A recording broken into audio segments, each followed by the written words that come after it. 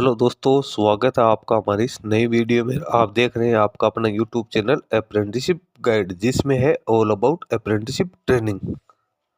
दोस्तों, इस वीडियो में अपन बात करेंगे institute of nuclear medicine and allied services, जिसको इनमास के नाम से जाना जाता है। Government of India ministry of defence के अंडर में आता है। Defence research and development organisation या डीआरडीओ है, उसका ही एक यूनिट है।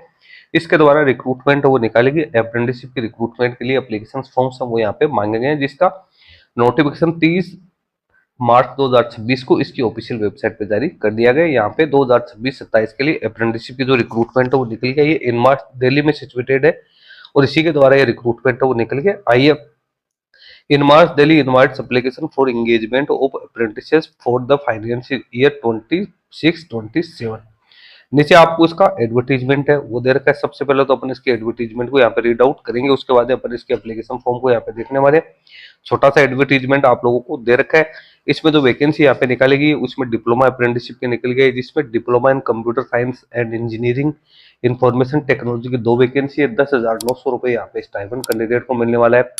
Diploma in medical laboratory technology की 3 है। Diploma in modern office practice English and Hindi office management की 3 है। Diploma in LISC library and information science की 1 है। उसके बाद ITI पास आउट कैंडिडेट्स की बात करें तो इलेक्ट्रिकल इंजीनियरिंग की 1, इलेक्ट्रॉनिक इंजीनियरिंग की 1, मैकेनिकल इंजीनियरिंग की 1 और कोपा की 1 वैकेंसी निकल गई है। इन सभी को 9,600 रुपए स्टाइपेंड का पेमेंट किया जाएगा। फिर graduate apprenticeship BSc biology chemistry physics mathematics computer science की 21 वैकेंसी है। बी फार्मा की 2 वैकेंसी है और लाइब्रेरी एंड इंफॉर्मेशन साइंस के यहाँ पे 2 वैकेंसी निकाली गई है। इनको 12,300 रुपए है वो स्टाइपेंड मिलेगा। यानी ग्रेजुएट पास आउट को 12,300, ITI अप्रेंटिस को 9,600 और डिप्लोमा अप्रेंटिस को 10,900 रुपए यहाँ पे मिलने वाले। प्रोसीजर टू अप्लाई है तो एप्लीकेशन फॉर्म ऑफलाइन मोड में ही यहाँ पे फिलअप किया जाएगा। इसके लिए कैंडिडेट का NAPS पोर्टल पर रजिस्ट्रेशन है वो होना जरूरी है। इसके बाद में आप लोगों को इसका एप्लीकेशन फॉर्म है वो इस पोर्टल के माध्यम से आप लोगों को फिलअप करना है। जो यह दे रखा है एस्टेब्लिशमेंट नेम आपको इस हिसाब से सर्च करना है और जो नेट्स पोर्टल है उसके माध्यम से आप 30 अप्रैल 2026 तक अपना एप्लीकेशन फॉर्म सबमिट कर सकते हैं।